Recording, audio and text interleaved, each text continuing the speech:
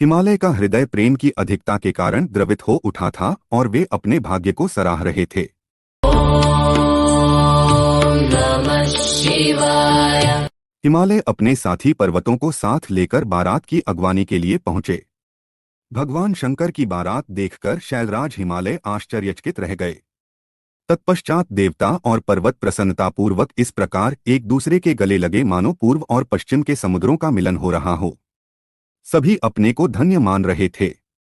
इसके बाद शैलराज महादेव जी के पास पहुंचे और दोनों हाथ जोड़कर उनको प्रणाम करके स्तुति करने लगे।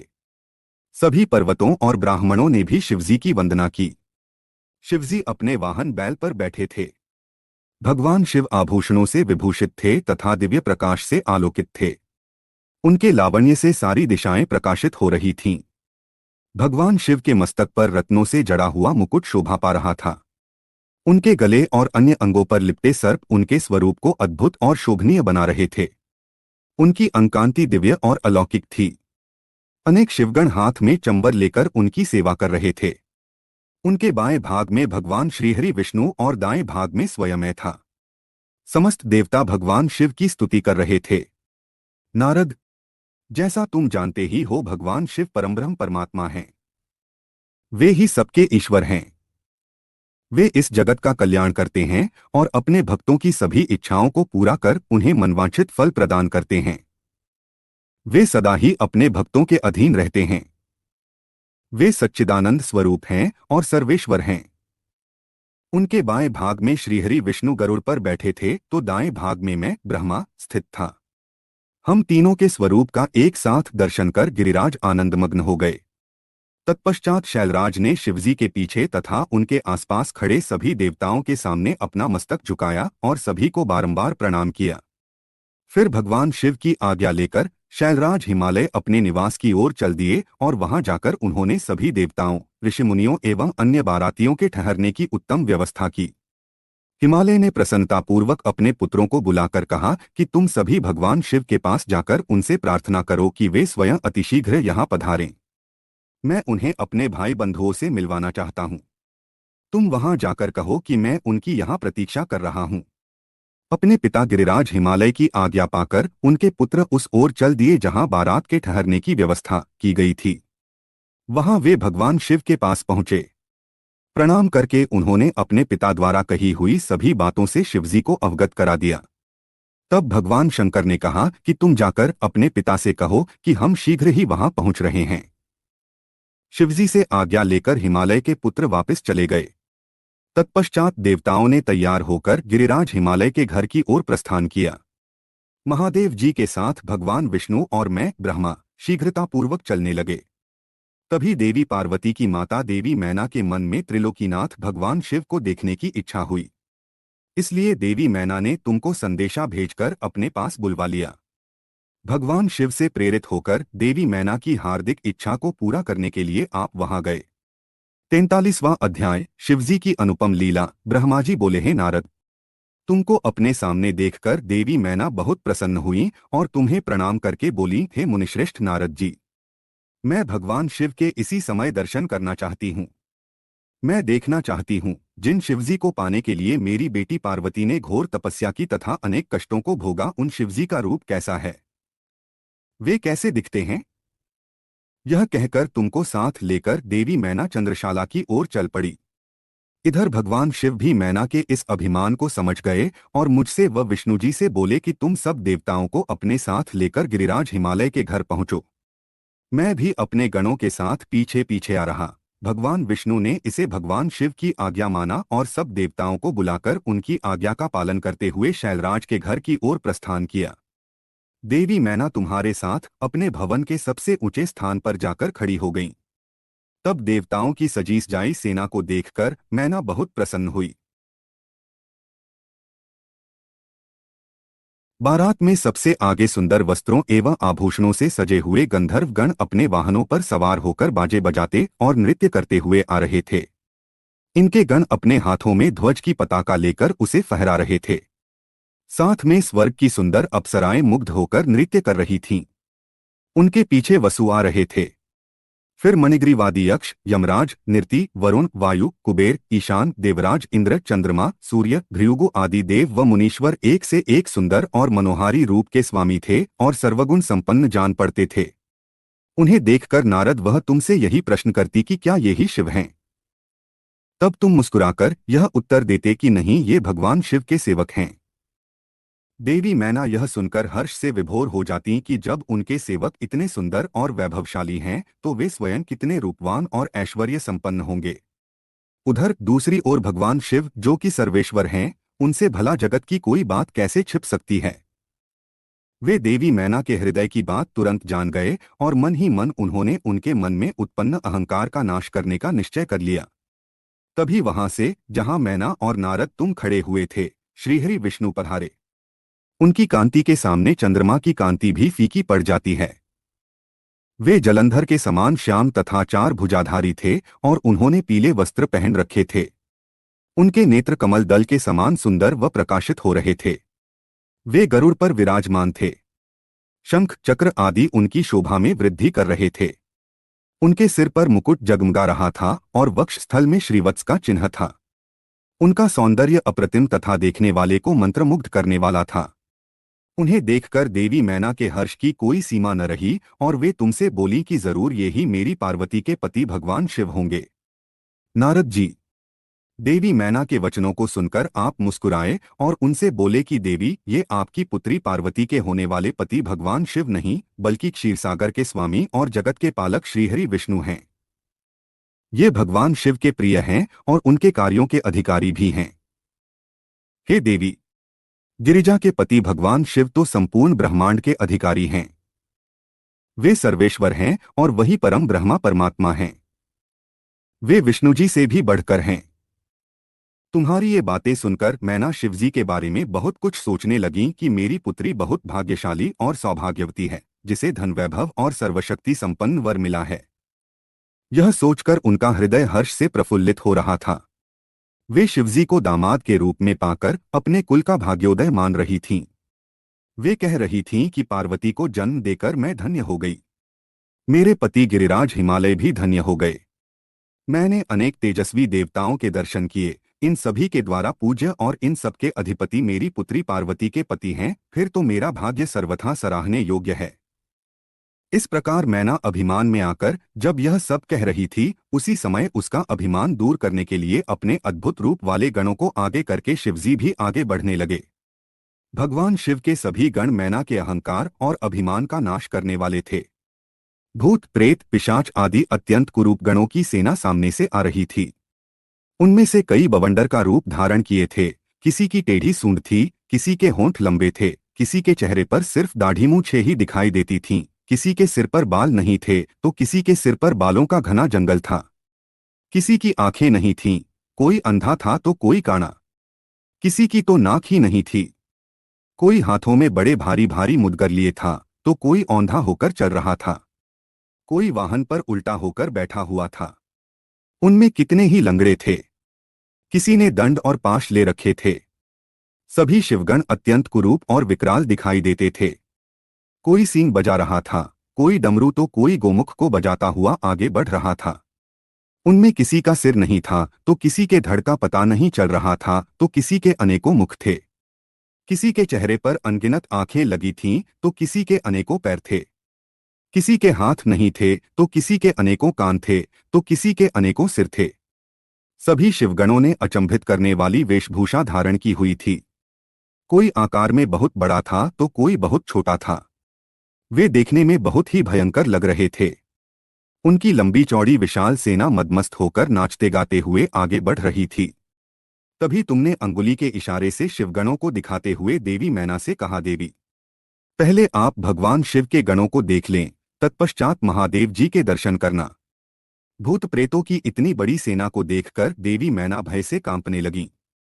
इसी सेना के बीच में 5 मुख वाले, 3 नेत्रों, 10 भुजाओं वाले, शरीर पर भस्म लगाए, गले में मुंडों की माला पहने, गले में सर्पों को डाले, बाघ की खाल को ओढ़े, पिनाक धनुष हाथ में उठाए, त्रिशूल कंधे पर रखकर बड़े कुरूप और बूढ़े बैल पर चढ़े हुए भगवान शंकर देवी मैना को दिखाई दिए।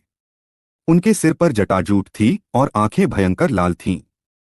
नारद, तभी तुमने मैना को बताया कि वे ही भगवान शिव हैं। तुम्हारी यह बात सुनकर देवी मैना अत्यंत व्याकुल होकर तेज वायु के झकोरे लगने से टूटी लता के समान धरती पर धड़ाम से गिरकर मूर्छित हो गईं। उनके मुख से सिर्फ यही शब्द निकले कि सबने मिलकर मुझे छलकपट से राजी किया है।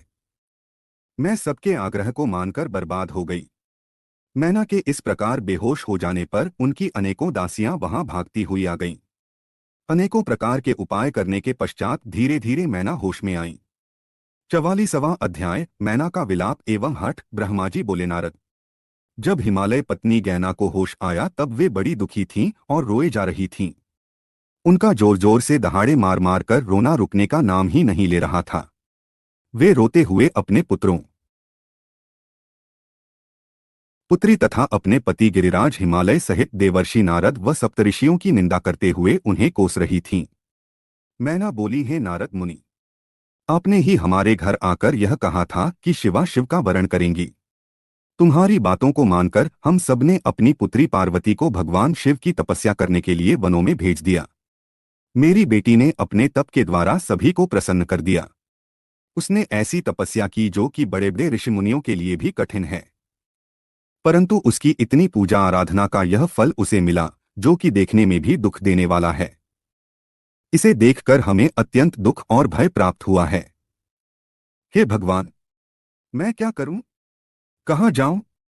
भला कौन मुझे इस असहम दुख से छुटकारा दिला सकता है? मैं तो किसी को भी अपना मुंह दिखाने योग्य नहीं रही। भला कोई देखो, वे दिव्य सप्तऋषि और उनकी वो धूर्त पत्नी अरुंधति कहाँ चली गईं, जो मुझे समझाने आई थीं, जिसने मुझे झूठ सच कह कहकर जबरदस्ती इस विवाह के लिए मेरी स्वीकृति ले ली थी। यदि वे मेरे सामने आ जाएं तो मैं उन ऋषियों की दाढ़ी मूंछ नोच लूं। हाय, मेरा तो सब कुछ लुट गया। मैं तो पूरी तरह से बर्बाद हो गई हूं।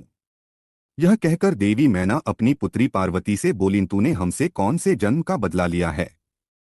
तूने यह क्या कार्य कर दिया जो तेरे माता पिता के लिए अत्यंत दुख का कारण बन गया है? इस प्रकार मैना पार्वती को खूब खरी खोटी सुनाने लगी। वे कहने लगीं कि नासमझ, तूने सोने के बदले कांच खरीद लिया है। सुंदर सुगंधित चंदन को छोड़कर अपने शरीर पर कीचड़ का लेप कर लिया है। यह मूर्खा तो यह भी नहीं समझती कि इसने हंस को उड़ाकर उसके स्थान पर कौए को पाल लिया है। गंगाजल, जिसे सबसे पवित्र समझा जाता है, उसको फेंककर कुएं के जल को पी लिया है। उजाले को पाने की चाह लेकर उसके स्रोत सूर्य को छोड़कर जुगनू को पकड़ने के लिए दौड़ रही है। चावल के भूसे को रखकर अच्छे चावलों को फेंक रही है। बेटी, तूने हमारे कुल के यश का सर्वनाश करने की इच्छा कर ली है। तभी तो मंगलमयी विभूति को फेंककर घर में चिता की अमंगलमयी राख को लाना चाहती है। जानवरों के सिरमौर सिंह को त्याग कर सियार के पीछे पड़ी है। पार्वती, तूने बड़ी भारी मूर्खता कर दी है, जो सूर्य, चंद्रमा, श्रीहरि विष्णु और देवराज इंद्र जैसे सुंदर, सर्वगुण संपन्न, परम ऐश्वर्य और वैभव के स्वामियों को छोड़कर दुष्ट नारद की बातों में आकर एक महाकुरूप शिव के लिए रात दिन वनों की खाक छानती रही और घोर तपस्या करती रही। तुझे, तेरी बुद्धि, तेरे रूप तथा तेरी सहायता करने वाले प्रत्येक उस मनुष्य को धिक्कार है जिसने तुझे गलत राह पर चलने में मदद की। हमको भी धिक्कार है जो मैंने और तेरे पिता ने तुझे जन्म दिया। सुबुद्धि देने वाले उन सप्तऋषियों को भी मैं धिक्कारती हूँ, जिन्होंने गलत उपदेश देकर मुझे गलत रास्ते पर लाकर खड़ा कर दिया। उन्होंने तो मेरा घर जलाने का पूरा प्रबंध कर दिया है। मेरे कुल को सर्वनाश की कगार पर ले आए हैं। पार्वती, मैंने तुझे कितना समझाया, पर तू अपनी जिद पर अड़ी रही। पर अब और नहीं, अब मैं तेरी एक भी नहीं सुनूंगी। मैं तो अभी तुझे मार डालूंगी। तुझे जीवित रखने का अब कोई प्रयोजन नहीं है। तुझे मारकर खुद की जीवन लीला भी समाप्त कर दूंगी, भले ही मुझे नरक का भागी क्यों न होना पड़े। मेरा दिल करता है कि मैं तेरा सिर काट दूं, तेरे शरीर के टुकड़े टुकड़े कर दूं, तुझे छोड़कर कहीं चली जाऊं। यह कहकर देवी मैना मूर्छित होकर फर्श पर गिर पड़ी। तब उस समय उनकी ऐसी हालत देखकर सभी देवता उन्हें समझाने के लिए उनके पास गए। सबसे पहले मैं, ब्रह्मा, उनके पास पहुंचा। तब मुझे वहां देखकर नारद, तुमने कहा, देवी, आपको इस बात का ज्ञान नहीं है कि शिवजी बहुत सुंदर हैं। अभी तुमने उनका सही स्वरूप देखा ही कहाँ है। अभी जो कुछ तुमने देखा है वह उनकी लीला मात्र है। देवी, आप अपने क्रोध को त्याग दें और स्वस्थ होकर शुद्ध हृदय से विवाह का कार्य आरंभ करें। इतना सुनना था कि मैना के क्रोध की अग्नि भभक उठी। वे बोली, दुष्ट नारद, यहां से इसी समय चला जा। तू दुष्टों का भी दुष्ट और नीच है। ॐ नमः शिवाय। तू मेरे सामने भूल कर भी मत आना। इसी समय यहां से निकल जा। मैं तेरी सूरत तक देखना नहीं चाहती। मैना के ये वचन सुनकर इंद्रादि देवता दौड़कर वहां चले आए और बोले, हैं पितरों की कन्या मैना, भगवान शिव तो इस समस्त चराचर जगत के स्वामी हैं। वे तो सबको सुख देने वाले तथा सबको मनोवांछित वर देने वाले सर्वेश्वर हैं। वे तो भक्त वत्सल हैं और सदा ही अपने भक्तों के अधीन रहते हैं। आपकी पुत्री पार्वती ने कठिन तप करके भगवान शिव को प्रसन्न किया है तथा वरदान के रूप में उनको अपना पति होने का वर प्राप्त किया है। तभी तो आज वे अपने दिए वरदान को पूरा करने के लिए, उनका पाणिग्रहण करने के लिए यहाँ पधारे हैं। यह सुनकर मैना और अधिक रोने लगी और बोली, शिव तो बहुत भयंकर हैं। मैं अपनी पुत्री पार्वती कदापि उन्हें नहीं दूंगी। आप सब देवता क्यों ये षड्यंत्र रच रहे हैं? आप मेरी प्राणप्रिय फूलों के समान कोमल पुत्री को क्यों इन भूत प्रेतों के हवाले करना चाहते हैं? इस प्रकार देवी मैना सब देवताओं पर क्रोधित होकर उन्हें फटकारने लगी। जब वशिष्ठ आदि सप्तऋषियों ने देवी मैना के इस प्रकार के वचन सुने तो वे भी मैना को समझाने के लिए उनके निकट आ गए। तब वे बोले, हे पितरों की कन्या मैना, हम तो तुम्हारा कार्य सिद्ध करने के लिए यहाँ आए हैं। भगवान शिव का दर्शन तो सभी पापों का नाश करने वाला है और यहाँ तो वे स्वयं आपके घर पधारे हैं। इस बात को सुनकर भी देवी मैना को कोई संतोष नहीं हुआ। उनका क्रोध यथावत रहा तथा उन्होंने फिर कहा कि मैं पार्वती के टुकड़े टुकड़े कर दूंगी परंतु उसको शिव के साथ नहीं भेजूंगी। दूसरी ओर देवी मैना के इस व्यवहार से चारों ओर हाहाकार मच गया।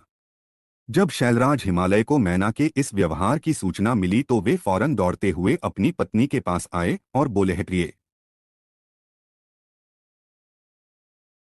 तुम इतनी क्रोधित क्यों हो रही हो? देखो हमारे घर में कौन कौन से महात्मा पधारे हैं और तुम इनका अपमान कर रही हो। तुम भगवान शंकर के भयानक रूप को देखकर भयभीत हो गई हो। देवी, वे तो सर्वेश्वर हैं।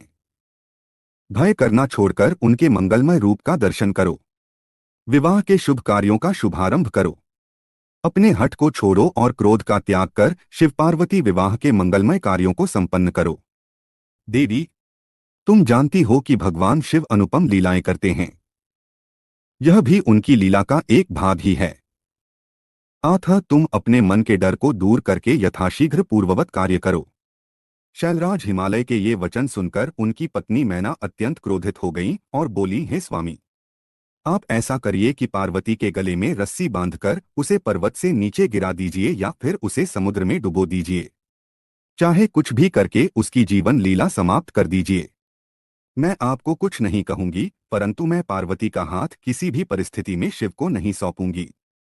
यदि फिर भी आपने हठपूर्वक पार्वती का विवाह शिव से करने की ठान ली है तो मैं अपने प्राणों को त्याग दूंगी।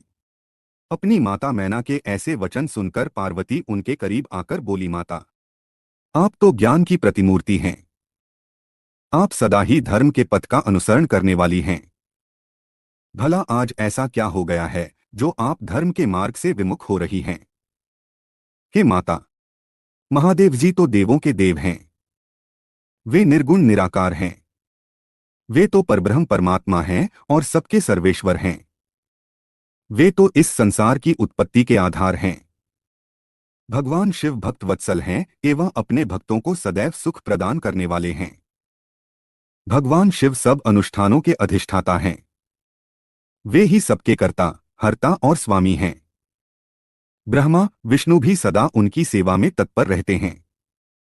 हे माता, आपको तो इस बात का गर्व होना चाहिए कि आपकी पुत्री का हाथ मांगने के लिए देवता भी याचक की भांति आपके दरवाजे पर पधारे हैं। आप बेकार की बातों को छोड़कर उत्तम कार्य करो। मुझे भगवान शिव के हाथों में सौंपकर अपने जीवन को सफल कर लो। माता, मेरी छोटी सी विनती स्वीकार कर लो और मुझे भगवान शिव के चरणों में उनकी सेवा के लिए समर्पित कर दो। माँ, मैंने मन, वाणी और क्रिया द्वारा भगवान शिव को अपना पति मान लिया है। अब मैं किसी और का वरण नहीं कर सकती। मैं सिर्फ महादेव जी का ही स्मरण करती हूँ। उन्हें पति रूप में पाने की इच्छा लेकर ही मैंने अपने जिंदगी के इतने वर्ष बिताए हैं। भला आज मैं कैसे अपने वचन से पीछे हट जाऊं? पार्वती जी के कहे वचनों को सुनकर मैना क्रोध के आधिक्य से उद्वेलित हो गईं और उसे डांटने तथा बुरे वचन कहने लगीं। मैना रोती जा रही थीं। मैंने और वहां उपस्थित सभी महानतम सिद्धों ने देवी मैना को समझाने का बहुत प्रयत्न किया, परंतु सब निरर्थक सिद्ध हुआ। वे किसी भी स्थिति में समझने को तैयार नहीं थीं। तभी उनके हठ की बातें सुनकर परम शिव भक्त भगवान श्री विष्णु वहां आ पहुंचे और बोले, हे पितरों की मानसी पुत्री एवं शैलराज हिमालय की पत्नी मैना, आप ब्रह्मा जी के कुल से संबंधित हैं। इसी कारण आपका सीधा संबंध धर्म से है। आप धर्म की आधारशिला हैं। फिर भला कैसे धर्म का त्याग कर सकती हैं? इस प्रकार हठ करना आपको शोभा नहीं देता। स्वयं सोचिए, भला सभी देवता, ऋषि मुनि और स्वयं ब्रह्मा जी और मैं आपसे असत्य वचन क्यों कहेंगे? भगवान शिव निर्गुण और सगुण दोनों ही हैं। वे कुरूप हैं तो सुरूप भी हैं। सभी उनका पूजन करते हैं। वे ही सज्जनों की गति हैं। मूल प्रकृति रूपी देवी एवं पुरुषोत्तम का निर्माण भगवान शिव ने ही किया है। मेरी और ब्रह्मा जी की उत्पत्ति भी भगवान शिव के द्वारा ही हुई है। उसके बाद सारे लोगों का हित करने के लिए उन्होंने स्वयं भी रुद्र का अवतार धारण कर लिया है। तत्पश्चात वेद, देवता तथा इस जल एवं थल में जो भी चराचर वस्तु या प्राणी दिखाई देता है, उस सारे जगत की रचना भगवान शिव ने ही की है। हे देवी, कोई भी उनके रूप को नहीं जानता है और नहीं जान सकता है। यहाँ तक कि मैं और ब्रह्मा जी भी उनकी समस्त लीलाओं को आज तक नहीं जान पाए हैं। इस संसार में जो कुछ भी विद्यमान है वह भगवान शिव का ही स्वरूप है। यह तो भगवान शिव की ही माया है जो वे स्वयं आपको अपना रूप इस प्रकार दिखा रहे हैं। हे देवी, आप सब कुछ भूलकर सच्चे मन से शिवजी का स्मरण करके उनके चरणों में अपना ध्यान लगाएं। आपके सारे दुख और क्लेश मिट जाएंगे और आपको परम सुख की प्राप्ति होगी। श्रीहरि विष्णु द्वारा जब मैना को इस प्रकार समझाया गया तो देवी मैना का क्रोध कुछ कम हुआ। वस्तुत शिवजी की माया से मोहित होने के कारण ही वे यह सब कर रही थीं। कुछ शांत होने पर उन्होंने कुछ देर मन में विचार किया। तत्पश्चात मैना श्रीहरि विष्णु जी से बोली, प्रभु, मैं आपकी हर बात समझ गई हूँ। मैं यह भी जानती हूँ कि भगवान शिव सर्वेश्वर हैं और इस जगत के कण कण में व्याप्त हैं। मैं आपकी इच्छानुसार भगवान शिव को अपनी पुत्री सौंप सकती हूँ, पर मेरी एक शर्त है। तब विष्णु जी के आग्रह करने पर देवी मैना ने कहा, यदि महादेव जी सुंदर शरीर धारण कर लें तो मैं सहर्ष अपनी पुत्री पार्वती का विवाह उनसे कर दूंगी। ऐसा कहकर देवी मैना चुप हो गईं। धन्य है भक्त वत्सल त्रिलोकीनाथ भगवान शिव की माया, जो सबको मोह में डालने वाली है। 45वां अध्याय। शिव का सुंदर व दिव्य स्वरूप दर्शन। ब्रह्मा जी बोले, हैं नारद, उस समय जब देवी मैना ने विष्णु जी के सामने इस प्रकार की शर्त रखी, तब मैंने तुमको भगवान शिव के पास जाने का आदेश दिया। तुमने वहां जाकर उनकी स्तुति की और उन्हें संतुष्ट किया। तब तुम्हारी बात मानकर तथा देवताओं का कार्य सिद्ध करने की इच्छा से भगवान शिव ने प्रसन्नतापूर्वक अद्भुत, उत्तम और दिव्य रूप धारण कर लिया। उस समय भगवान शिव कामदेव से अधिक रूपवान लग रहे थे। उनके सुंदर रूपलावण्य को देखकर तुम प्रसन्न होते हुए तुरंत देवी मैना के पास उन्हें यह शुभ समाचार देने के लिए चले गए। वहां पहुंचकर जहां देवी मैना बैठी थीं, उन्हें देखकर तुम बोले, हे शैलराज की पत्नी और पार्वती की माता मैना, आप चलकर स्वयं भगवान शिव के सुंदर और मनोहारी रूप का दर्शन करें। यह समाचार पाकर देवी मैना की प्रसन्नता की कोई सीमा न रही। वे आपको अपने साथ लेकर भगवान शिव के दर्शन करने के लिए गईं। वहां पहुंचकर गैना ने भगवान शिव के परम आनंददायक सुंदर रूप के दर्शन किए। शिवजी का मुखारविंद करोड़ों सूर्यों के समान तेजस्वी, सुंदर एवं दिव्य था। उनके विशाल मस्तक पर चंद्रमा सुशोभित था। सूर्य ने उनके सिर पर छत्र धारण कर रखा था। भगवान शिव प्रसन्न मुद्रा में थे। वे ललित लावप्य से युक्त मनोहर गौरवर्ण चंद्रलेखा से अलंकृत होकर बिजली की भांति चमक रहे थे। विष्णु सहित सभी देवता एवं ऋषिमुनि उनकी प्रेमपूर्वक सेवा कर रहे थे। उनके शरीर पर दिव्य अलौकिक सुंदर वस्त्र व आभूषण शोभा पा रहे थे। गंगा और यमुना चंबर झुला रही थीं और अणिमा आदि 8 सिद्धियां मुग्ध होकर नाच गा रही थीं। इस प्रकार भगवान शंकर सुंदर व दिव्य रूप धारण करके बारात लेकर हिमालय के घर की ओर आ रहे थे। उनके साथ साथ में विष्णुजी तथा देवराज इंद्र भी विभूषित होकर चल रहे थे। उनके पीछे पीछे सुंदर एवं अनेकों रूपों वाले गण, सिद्ध मुनि व समस्त देवता जय जयकार करते हुए चल रहे थे। समस्त देवता इस विवाह को देखने के लिए बड़े ही उत्कंठित थे और अपने परिवार के साथ शिवजी के विवाह में सम्मिलित होने के लिए आए थे। विश्ववसु आदि गंधर्व व सुंदर अप्सराएं भगवान शिव के यश का गान करते हुए चल रहे थे। भगवान शिव के गिरिराज हिमालय के द्वार पर पधारते ही वहां महान उत्सव होने लगा। उस समय महादेव जी की शोभा अद्भुत व निराली थी। उनका सुंदर विलक्षण रूप देखकर पल भर के लिए मैना चित्रलिखित सी होकर रह गई। फिर प्रसन्नतापूर्वक बोली, थे देवाधिदेव महेश्वर शिवजी, मेरी पुत्री पार्वती धन्य है जिसने घोर तपस्या करके आपको प्रसन्न किया। मेरा सौभाग्य है कि परम कल्याणकारी भगवान सदाशिव आज मेरे घर पधारे हैं। भगवान, मैं अक्षमय अपराध कर बैठी हूं। मैंने आपकी बहुत निंदा की है। प्रभु, मैं आपसे दोनों हाथ जोड़कर क्षमा याचना करती हूं। कृपा कर मेरी भूल क्षमा करें और मुझ पर प्रसन्न हो जाएं। इस प्रकार चंद्रमौली भगवान शिव की स्तुति करती हुई शैलप्रिया मैना लज्जित होते हुए नतमस्तक हो गई। उस समय पूर्वासिनी स्त्रियां सभी घर के कामों को छोड़कर बाहर आकर भगवान शिव के दर्शन की लालसा लेकर उन्हें देखने का प्रयत्न करने लगीं। चक्की पीसने वाली ने चक्की छोड़ दी। पति की सेवा में लगी हुई पत्नी पति की सेवा छोड़कर भाग गई। कोई कोई तो दूध पीते हुए बच्चे को छोड़कर भाग आई। इस प्रकार सभी अपने अपने आवश्यक कार्यों को छोड़कर भगवान शिव के दर्शन के लिए दौड़ आई थीं। भगवान शिव के मनोहर रूप के दर्शन करके सब मोहित हो गईं। तब सहर्ष शिवजी की सुंदर मूर्ति को अपने मन मंदिर में धारण करके वे बोलीं, खियो हम सबके अहोभाग्य हैं। हिमालय नगरी में रहने वाले नरनारियों के नेत्र आज भगवान शिव के दिव्य स्वरूप का दर्शन करके सफल हो गए हैं।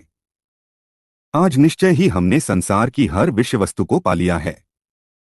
शिव स्वरूप का दर्शन करने मात्र से ही हमारे सारे पाप नष्ट हो गए हैं। उनकी छवि सर्वथा सब क्लेशों व दुखों का नाश करने वाली है। आज उन्हें साक्षात सामने देखकर हमारा जीवन सफल हो गया है। पार्वती ने उत्तम तपस्या द्वारा भगवान शिव को पाकर अपने साथ साथ हम सबका भी जीवन सार्थक कर दिया है। हे पार्वती, तुम निश्चय ही धन्य हो। तुम परब्रह्म परमेश्वर भगवान शिव की अर्धांगिनी बनकर इस जगत को सुशोभित करोगी। यदि विधाता पार्वती शिव का इस प्रकार मेल न कराते तो निश्चय ही उनका सारा परिश्रम निष्फल हो जाता। आज शिव शिवा की इस युगल जोड़ी को साथ देखकर हमारे सारे कार्य सार्थक हो गए हैं। आज वाकई हम सब इनके उत्तम दर्शनों से धन्य हो गए हैं। इस प्रकार कहकर वे पूर्वासिनी स्त्रियां अक्षत, कुमकुम और चंदन से शिवजी का पूजन करने लगीं तथा प्रसन्नतापूर्वक उन पर खीलों की वर्षा करने लगीं। वे स्त्रियां देवी मैना के पास खड़ी होकर उनके भाग्य और कुल की सराहना करने लगीं। उनके मुख से इस प्रकार शुभ व मंगलकारी बातें सुनकर सभी देवताओं को बहुत प्रसन्नता हुई। 46वां अध्याय, शिव का परिछन व पार्वती का सुंदर रूप देख प्रसन्न होना। ब्रह्मा जी बोले, नारद, भगवान शिव सबको आनंदित करते हुए प्रसन्नतापूर्वक अपने गणों, देवताओं, सिद्ध मुनियों तथा अन्य लोगों के साथ गिरिराज हिमालय के धाम में गए। हिमालय की पत्नी मैना भी अंदर से शिवजी की आरती उतारने के लिए सुंदर दीपकों से सजी हुई थाली लेकर बाहर आईं। उस समय उनके साथ ऋषि पत्नियां तथा अन्य स्त्रियां भी मौजूद थीं। भगवान शिव का मनोहर रूप चारों ओर अपनी कांति बिखेर रहा था। उनकी शोभा करोड़ों कामदेवों के समान थी। उनके प्रसन्न मुखारबिंद पर 3 नेत्र थे। अंकांति चंपा के समान थी। शरीर पर सुंदर वस्त्र और आभूषण उनके व्यक्तित्व में 4 चांद लगा रहे थे। उनके मस्तक पर सुंदर चंद्रमुकुट लगा था। गले में हार तथा हाथों में कड़े तथा बाजूबंद उनकी शोभा बढ़ा रहे थे। चंदन, कस्तूरी, कुमकुम और अक्षत से उनका शरीर विभूषित था। उनका रूप दिव्य और अलौकिक था, जो अनायास ही सबको अपनी ओर आकर्षित कर रहा था। उनका मुख अनेकों चंद्रमाओं की चांदनी के समान उज्ज्वल और शीतल था। ऐसे परम सुंदर और मनोहर रूप वाले दामाद को पाकर हिमालय पत्नी गैना की सभी चिंताएं दूर हो गईं। वे आनंदमग्न होकर अपने भाग्य की सराहना करने लगीं। शिवजी को दामाद बनाकर स्वयं को कृतार्थ मानने लगीं और अपनी पुत्री पार्वती, अपने पति हिमालय तथा अपने कुल को धन्य मानने लगीं। उस समय प्रसन्नतापूर्वक वे शिवजी की आरती उतारने लगीं। ॐ नमः शिवाय। आरती उतारते हुए देवी मैना सोच रही थीं कि जैसा पार्वती ने महादेव जी के बारे में बताया था, ये उससे भी अधिक सुंदर हैं। इनका रूप लावण्य तो चित्त को प्रसन्नता देने वाला तथा समस्त पापों और दुखों का नाश करने वाला है। विधिपूर्वक आरती पूरी करने के पश्चात मैना अंदर चली गईं। उस समय उस विवाह में पधारी युवतियों ने वर के रूप में पधारे परमेश्वर शिव के सुंदर, कल्याणकारी और मनोहारी रूप की बहुत प्रशंसा की। वे आपस में हंसी ठिठोली कर रही थीं। साथ ही साथ अपनी सखी पार्वती के भाग्य की भी सराहना कर रही थीं कि उसे शिवजी जैसे वर की प्राप्ति हुई है। वे मैना से कहने लगीं कि हमने तो इतना सुंदर वर किसी के विवाह में भी नहीं देखा है। पार्वती धन्य है जो उसे ऐसा पति प्राप्त हो रहा है। भगवान शिव के सुंदर मनोहारी रूप के दर्शन करके सब देवताओं सहित ऋषिमुनि बहुत प्रसन्न हुए। गंधर्व भगवान शिव के यश का गान करने लगे तथा अप्सराएं प्रसन्न होकर नृत्य करने लगीं। उस समय गिरिराज हिमालय के यहाँ आनंद ही आनंद था। हिमालय ने आदरपूर्वक मंगलाचार किया और मैना सहित वहां उपस्थित सभी नारियों ने वर का परिछन किया तथा घर के भीतर चली गईं। तत्पश्चात महादेव जी व उनके साथ बारात में पधारे हुए सभी महानुभाव जनवासी में चले गए। तत्पश्चात साक्षात दुर्गा का अवतार देवी पार्वती कुलदेवी की पूजा करने के लिए अपने कुल की स्त्रियों सहित अपने अंतःपुर से बाहर आईं। वहां जिसकी दृष्टि भी पार्वती पर पड़ी वह उन्हें देखता ही रह गया। पार्वती की अंकांति नील अंजन के समान थी। उनके लंबे, घने और काले केश सुंदर चोटी में गुंथे हुए थे। मस्तक पर कस्तूरी की बेदी के साथ सिंदूरी बिंदी उनके रूप लावण्य को बढ़ा रही थी। उनके गले में अनेक सुंदर रत्नों से जड़े हार शोभा पा रहे थे। सुंदर रत्नों से बने केयूर, वलय और कंकण उनकी भुजाओं को विभूषित कर रहे थे। रत्नों से जड़े कानों के कुंडल दमकती शोभा से उनके गालों पर अनुपम छवि बना रहे थे। उनके मोती के समान सुंदर एवं सफेद दांत अनार के दानों की भांति चमक रहे थे। उनके होंठ मधु से भरे बिंबफल की तरह लाल थे। महावर पैरों की शोभा में वृद्धि कर रही थी। उनके अंगों में चंदन, अगर, कस्तूरी और कुमकुम का अंगराग लगा हुआ था। पैरों में पड़ी पायजेब से निकली घुंघरुओं की रुनझुन रुनझुन की आवाज कानों में मधुर संगीत घोल रही थी। उनकी इस मंत्रमुग्ध छवि को देखकर सभी देवता उनके सामने नतमस्तक होकर जगत जननी पार्वती को भक्तिभाव से प्रणाम कर रहे थे। उस समय भगवान शिव भी उनके इस अनुपम सौंदर्य को कनखियों से देखकर हर्ष का अनुभव कर रहे थे। पार्वती के अनुपम रूप को देखकर शिवजी ने अपनी विरह की वेदना को त्याग दिया। पार्वती के रूप ने उनको मोहित कर दिया था। इधर पार्वती ने कुलदेवताओं की प्रसन्नता के लिए उनका विधि विधान से पूजन किया। तत्पश्चात वे अपनी सखियों और ब्राह्मण पत्नियों के साथ पुनः महल में लौट गईं। उधर में विष्णु जी व भगवान शिव भी अपने अपने स्थान पर ठहर गए। 47वां अध्याय। वरवधू द्वारा एक दूसरे का पूजन। ब्रह्मा जी बोले, हैं नारद, गिरिराज हिमालय ने उत्साहपूर्वक वेद मंत्रों द्वारा पार्वती और शिवजी को उपस्नान करवाया। तत्पश्चात वैदिक और लौकिक आचार रीति का पालन करते हुए भगवान शिव द्वारा लाए गए वस्त्रों एवं आभूषणों से गिरिजानंदिनी देवी पार्वती को सजाया गया। पार्वती की सखियों और वहां उपस्थित ब्राह्मण पत्नियों ने पार्वती को उन सुंदर वस्त्रों एवं सुंदर रत्नजड़ित आभूषणों से अलंकृत किया। श्रृंगार करने के उपरांत तीनों लोकों की जननी महाशैलपुत्री देवी शिवा अपने हृदय में महादेव जी का ही ध्यान कर रही थीं। उस समय उनका मुखमंडल चंद्रमा की चांदनी के समान सुंदर व दिव्य लग रहा था। हिमालयनगरी में चारों ओर महोत्सव होने लगा। लोगों की प्रसन्नता और उल्लास देखते ही बनता था। उस समय वहां हिमालय ने शास्त्रोक्त रीति से लोगों को बहुत दान दिया और अन्य वस्तुएं भी बांटीं। गिरिराज हिमालय के राजपुरोहित मुनि गर्ग जी ने हिमालय से कहा कि हे पर्वतराज, लग्न का समय हो रहा है। आप भगवान शिव तथा अन्य सभी बारातियों को यथाशीघ्र यहाँ बुला लें। तब शैलराज के मंत्री सब देवताओं सहित भगवान शिव को बुलाने के लिए जनवासे में गए और उन्हें जल्दी विवाह मंडप में पधारने का निमंत्रण दिया। उन्होंने शिवजी से कहा कि प्रभु, कन्यादान का समय नजदीक आ गया है। वर और कन्या को पंडित जी बुला रहे हैं। तब भगवान सुंदर वस्त्र आभूषणों से सुसज्जित होकर अपने वाहन नंदी पर बैठकर सब देवताओं और ऋषिमुनियों के साथ मंडप की ओर चल दिए। साथ में उनके गण भी अपने स्वामी भगवान शिव की जय जयकार करते हुए नाचते गाते चलने लगे। शिवजी के मस्तक पर छत्र था और चारों ओर चंबर डुलाया जा रहा था। महान उत्सव हो रहा था। शंख, भेरी, पटह, आनक, गोमुख बाजे बज रहे थे। अप्सराएं नृत्य कर रही थीं। चारों दिशाओं से देवगण उन पर पुष्पों की वर्षा कर रहे थे। इस प्रकार महादेव जी सुशोभित होकर यज्ञ के मंडप पर पहुंचे। मंडप के द्वार पर उनकी प्रतीक्षा कर रहे पर्वतों ने आदरपूर्वक उन्हें नंदी पर से उतारा और भीतर ले गए। शैलराज हिमालय ने भक्तिपूर्वक उन्हें नमस्कार किया और विधि विधान के अनुसार उनकी आरती उतारी। उन्होंने भगवान श्रीहरि विष्णु, मुझे तथा सदाशिव को पाद्य अर्घ्य दिया और सुंदर उत्तम आसनों पर हमें बैठाया। तत्पश्चात शैलराज प्रिया देवी मैना ब्राह्मण स्त्रियों व पुरवासिनों के साथ वहां पधारी। उन्होंने अपने दामाद भगवान शिव की आरती उतारी और उनका मधुपर्क से पूजन किया तथा सारे मंगलमय कार्य संपन्न किए। तत्पश्चात शैलराज हिमालय, मुझे, विष्णुजी व भगवान शिव को साथ लेकर उस स्थान पर गए जहां देवी पार्वती वेदी पर बैठी हुई थीं। तब वहां बैठे सभी ऋषिमुनि, समस्त देवता व अन्य शिवगण उत्सुकता से शिव पार्वती के लग्न की प्रतीक्षा करने लगे।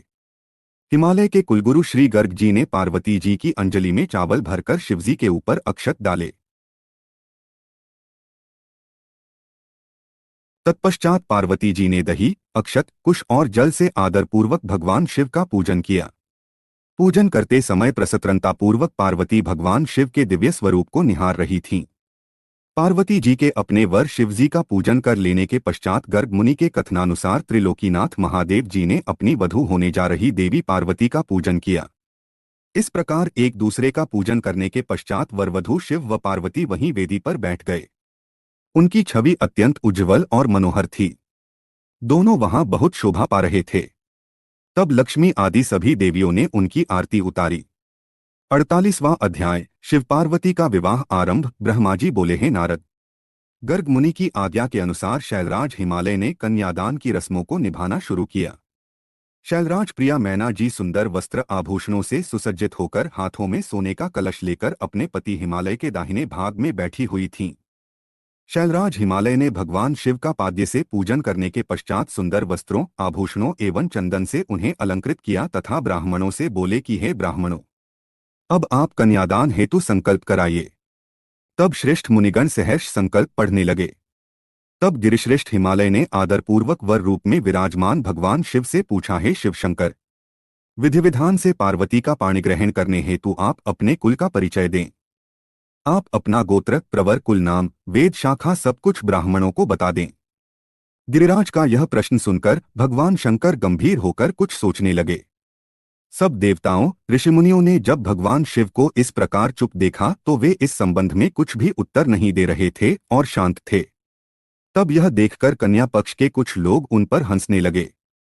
नारद, यह देखकर तुम तत्काल पार्वती के पिता शैलराज के पास पहुंचे और बोले, हैं पर्वतराज, आप भगवान शिव से उनका गोत्र पूछकर बहुत बड़ी मूर्खता कर रहे हैं। उनका कुल गोत्र आदि तो ब्रह्मा, विष्णु आदि भी नहीं जानते तो और भला कोई कैसे जान सकता है। भगवान शिव तो निर्गुण और निराकार हैं। वे परमब्रह्म परमेश्वर हैं। वे निर्विकार, मायाधारी एवं परात्पर हैं। वे तो स्वतंत्र परमेश्वर हैं, जिनका कुल, गोत्र आदि से कुछ भी लेना देना नहीं है। ये सब तो मनुष्यों के द्वारा निर्मित आडंबर मात्र हैं। शिवजी तो अपनी इच्छा के अनुसार रूप और अवतार धारण करने वाले हैं। यह तो पार्वती के द्वारा किए हुए उग्र तप का प्रभाव है, जिसके कारण आप शिवजी के साक्षात स्वरूप के दर्शन कर पा रहे हैं। शैलराज, भगवान शिव गोत्रहीन होकर भी श्रेष्ठ गोत्र वाले हैं और कुलहीन होने पर भी कुलीन हैं। इनकी विविध लीलाएं इस चराचर संसार को मोहित करने वाली हैं। हे गिरिश्रेष्ठ हिमालय, नाना प्रकार की लीला करने वाले इन भगवान शिव का गोत्र और कुल नाद है। शिव नादमय है और नाद शिवमय है। नाद और शिव में कहीं कोई अंतर नहीं है। जब भगवान शिव ने सृष्टि की रचना का विचार किया था तब सबसे पहले शिवजी ने नाद को ही प्रकट किया था। इसलिए अब आप व्यर्थ की बातों को त्याग कर अपनी पुत्री पार्वती का विवाह यथाशीघ्र शिवजी के साथ संपन्न करा दो। नारद, तुम्हारी बात सुनकर शैलराज हिमालय के मन में उत्पन्न हुई शंका समाप्त हो गई। तब हम सभी देवताओं ने तुम्हें धन्यवाद दिया कि तुमने इस विषम परिस्थिति को चतुराई से संभाल लिया। यह सब जानकर वहां उपस्थित सभी विद्वान प्रसन्नतापूर्वक बोले कि हमारे अहोभाग्य हैं जो आज हमने इस जगत को प्रकट करने वाले आत्मबोध स्वरूप स्वतंत्र परमेश्वर नित्य नई लीलाएं रचने वाले त्रिलोकीनाथ भगवान शिव के दर्शन कर लिए हैं। आपके दर्शनों से समस्त पापों से मुक्ति मिल जाती है। इस प्रकार सब मिलकर भगवान शिव की जय जयकार करने लगे। तब वहां उपस्थित मेरु आदि अनेक पर्वतों ने शैलराज हिमालय से कहा कि हे पर्वतराज, अब आप व्यर्थ का विलंब क्यों कर रहे हैं? जल्दी से अपनी कन्या पार्वती का दान क्यों नहीं करते? तब हिमालय मैना ने प्रसन्नतापूर्वक अपनी पुत्री पार्वती का कन्यादान कर दिया। कन्यादान करते समय पर्वतराज बोले, हे परमेश्वर करुणा निधान भगवान शिव, मैं अपनी कन्या पार्वती आज आपको देता हूं। आप इसे अपनी पत्नी बनाकर मुझे और मेरे कुल को कृतार्थ करें। इस प्रकार शैलराज हिमालय ने अपनी पुत्री पार्वती का हाथ व जल भगवान शिव के हाथों में दे दिया। तब सदाशिव ने वेद मंत्रों के वचनों के अनुसार मंत्रों को बोलते हुए देवी पार्वती का हाथ लेकर पृथ्वी का स्पर्श करते हुए लौकिक रीति से उनका पाणिग्रहण स्वीकार किया। इस प्रकार गिरिराज के कन्यादान करते ही चारों ओर शिव पार्वती की जय जयकार की ध्वनि गूंजने लगी। गंधर्व प्रसन्नतापूर्वक उत्तम गीत गाने लगे और सुंदर अप्सराएं मगन होकर नाचने लगीं। सभी इस मंगलमय विवाह के संपन्न होने पर मन में बहुत प्रसन्न थे। ब्रह्मा, विष्णु, इंद्र आदि सभी देवता भी बहुत प्रसन्न हुए। उसके बाद शैलराज हिमालय ने भगवान शिव को अनेकों वस्तुएं प्रदान की। रत्नों से जड़े हुए सुंदर स्वर्ण के आभूषण, पात्र एवं दूध देने वाली 1.25 गौएं, 1 लाख सुसज्जित अश्व, 1 करोड़ हाथी तथा 1 करोड़ सोने जवाहरातों से जड़े रथ आदि वस्तुएं सादर भेंट की। उन्होंने अपनी पुत्री पार्वती की सेवा में लगे रहने के लिए 1 लाख दासियां भी दीं। तत्पश्चात विवाह में पधारे अनेक पर्वतों ने भी अपनी इच्छा और सामर्थ्य के अनुसार उत्तम वस्तुएं शिव पार्वती को उपहार स्वरूप भेंट की। इस विवाह से सभी प्रसन्न थे। सारी दिशाएं शहनाइयों की मधुर ध्वनि से गुंजायमान थीं। आकाश से भगवान शिव और उनकी प्रिया पार्वती पर पुष्प वर्षा हो रही थी। कल्याणमयी और भक्त वत्सल भगवान शिव को अपनी प्रिय पुत्री पार्वती को समर्पित करने के बाद शैलराज हिमालय और उनकी प्रिय पत्नी मैना हर्ष से प्रफुल्लित हो रहे थे।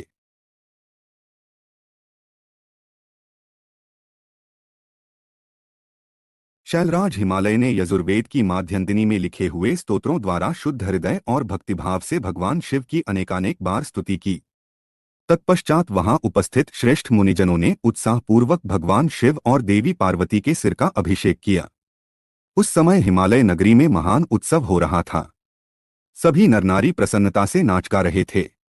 49वां अध्याय, ब्रह्माजी का मोहित होना। ब्रह्माजी बोले, हे नारद, उसके उपरांत मेरी आज्ञा पाकर महादेव जी ने अग्नि की स्थापना कराई तथा अपनी प्राणवल्लभा पत्नी पार्वती को अपने आगे बैठाकर चारों वेद, ऋग्वेद, यजुर्वेद, अथर्ववेद तथा सामवेद के मंत्रों द्वारा हवन कराकर उसमें आहुतियां दीं। उस समय पार्वती के भाई मैनाक ने उनके हाथों में खीलें दीं। फिर लोक मर्यादा के अनुसार भगवान शिव और देवी पार्वती अग्नि के फेरे लेने लगे।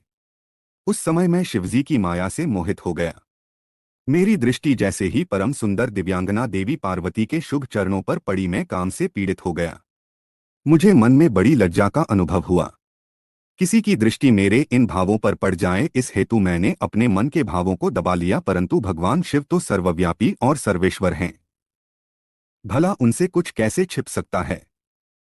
उनकी दृष्टि मुझ पर पड़ गई और उन्हें मेरे मन में उत्पन्न हुए बुरे विचार की जानकारी हो गई। भगवान शिव के क्रोध की कोई सीमा न रही। कुपित होकर शिवजी मुझे मारने हेतु आगे बढ़ने लगे।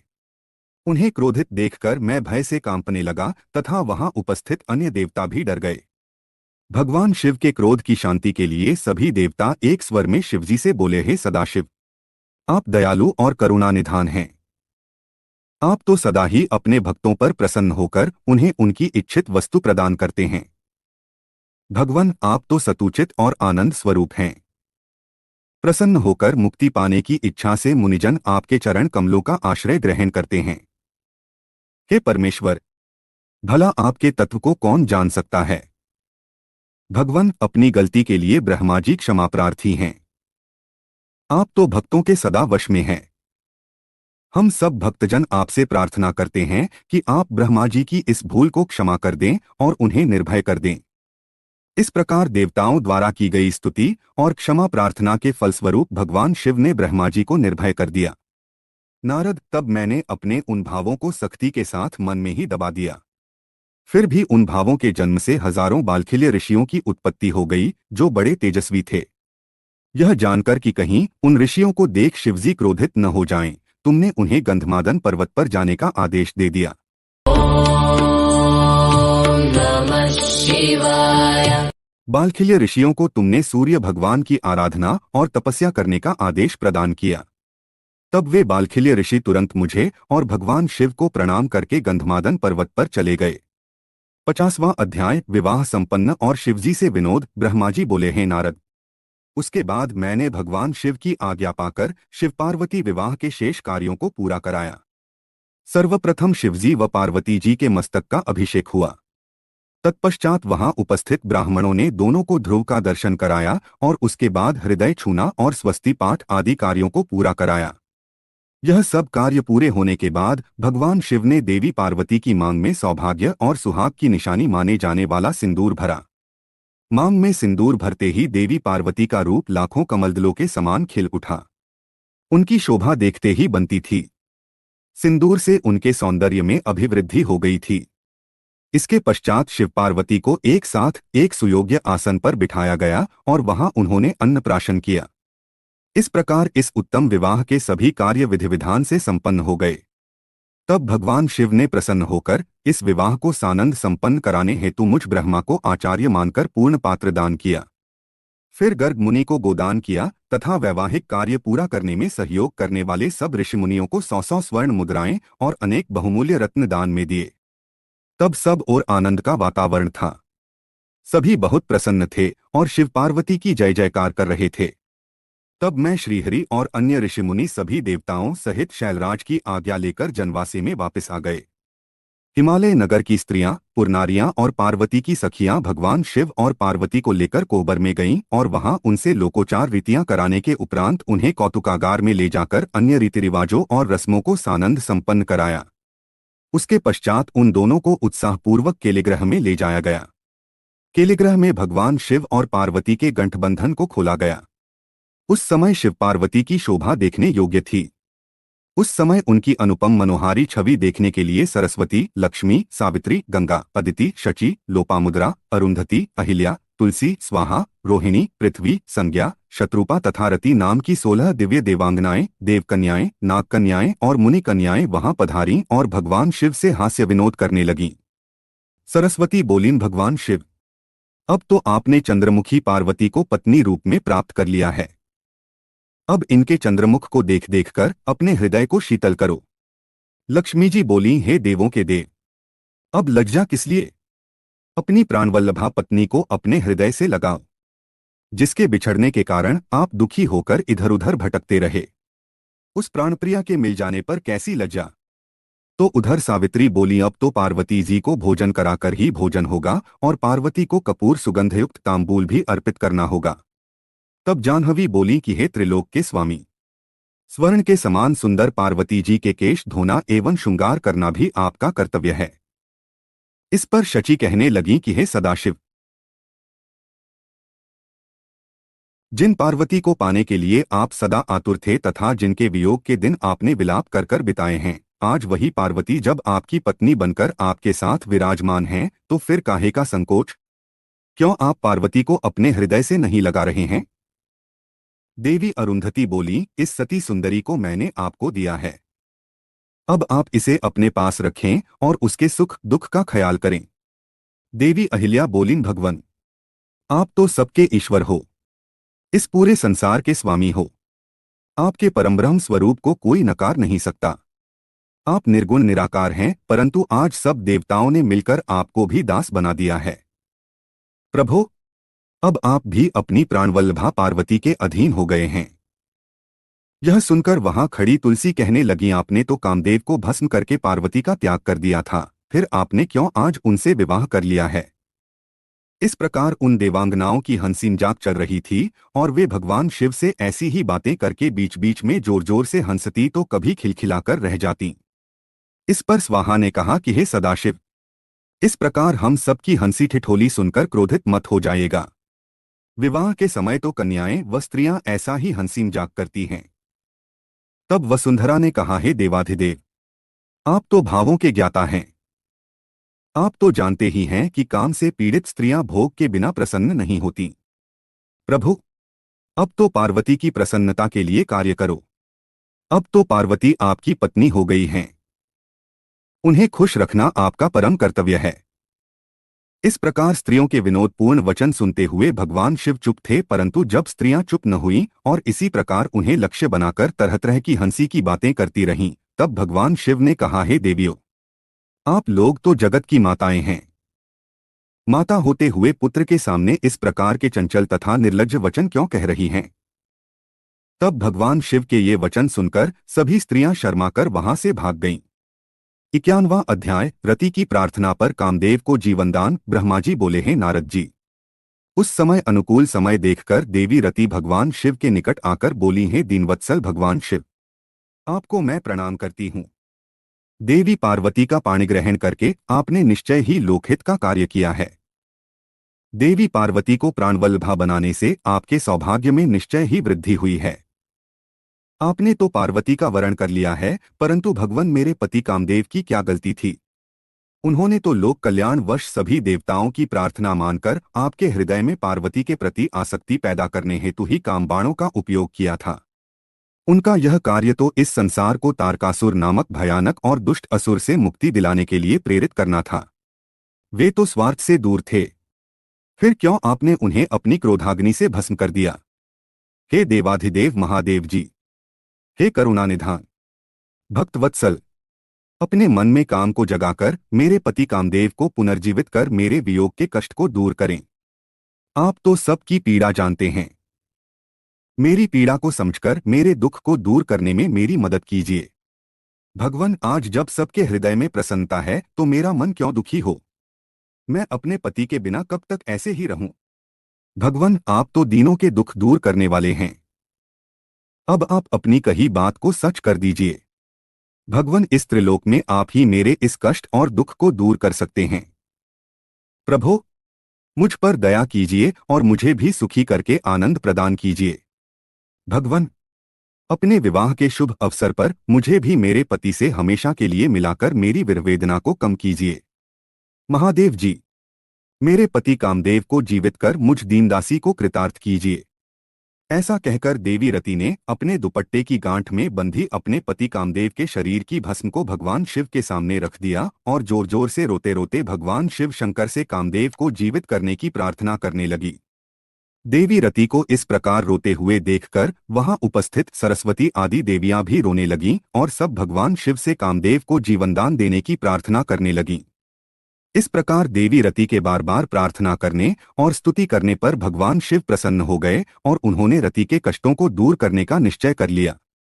शूलपाणी भगवान शिव की अमृतमयी दिव्य दृष्टि पड़ते ही उस भस्म में से सुंदर पहले जैसा वेश और रूप धारण किए कामदेव प्रकट हो गए। अपने प्रिय पति कामदेव को पहले की भांति सुंदर और स्वस्थ पाकर देवी रति की प्रसन्नता की कोई सीमा न रही। वे कामदेव को देखकर बहुत प्रसन्न हुई और उन्होंने दोनों हाथ जोड़कर भगवान शिव को नमस्कार किया और उनकी स्तुति करने लगीं। दोनों पति पत्नी कामदेव और रति बार बार भगवान शिव के चरणों में गिरकर उनका धन्यवाद करके उनकी स्तुति करने लगे। उनकी इस प्रकार की गई स्तुति से प्रसन्न होकर भगवान शिव बोले, हे काम और रति, तुम्हारी इस स्तुति से मुझे बहुत प्रसन्नता हुई है। मैं बहुत प्रसन्न हूँ। तुम जो चाहो मनोवांछित वस्तु मांग सकते हो। भगवान शिव के ये वचन सुनकर कामदेव को बहुत प्रसन्नता हुई।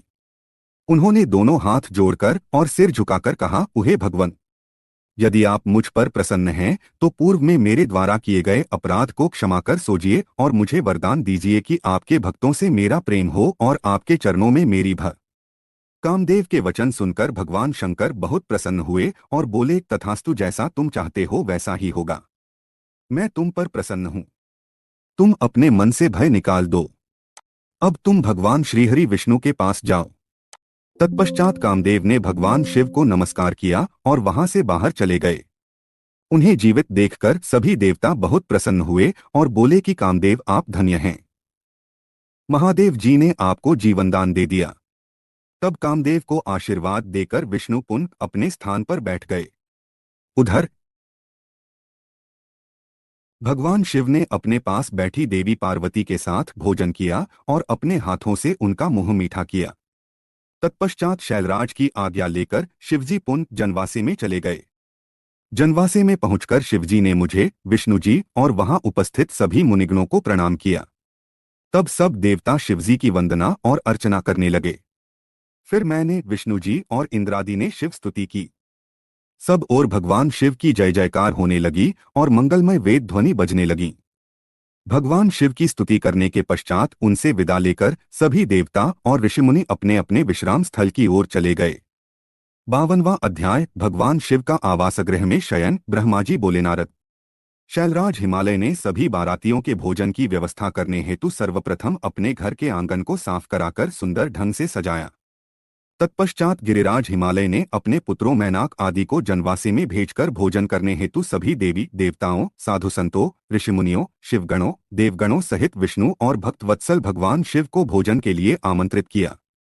तब सभी देवताओं को साथ लेकर सदाशिव भोजन करने के लिए पधारे।